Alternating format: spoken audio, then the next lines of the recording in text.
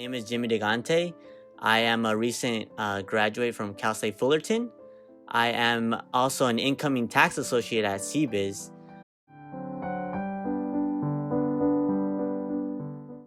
During the time, everything was in person, so it might be a little different right now.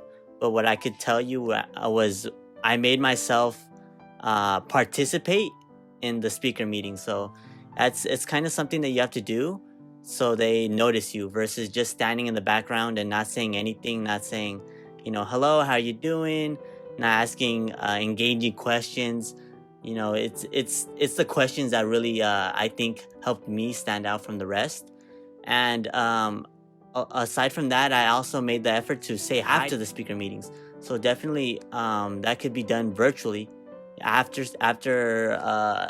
a speaker meeting is done, you could go ahead and say hi. Ask for a business card, because that always comes in handy when you're a little nervous. It could be a little nerve-wracking speaking to them, and you could kind of miss some details such as names. So asking for a business card is always really important. I went ahead and I asked each person how their experience with the firm was, how their day to day was, how they like the type of environment that they work in. If I personally had the chance to be, specifically because I'm in tax, if I could work on different engagements across different industries, if I had the opportunity to grow my knowledge, did they have similar experiences? What was something different? What did they expect? Something, and it was completely different.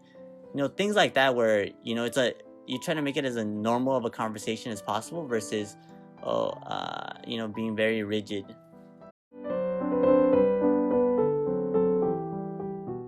So definitely one way that I would prepare myself would be to write down questions and try to memorize them as best as I can, right? And then from there, say for example, if you were to attend an event, try to talk around with other different companies, right?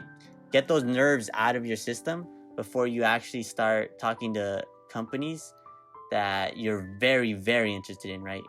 So that really helps with the jitters.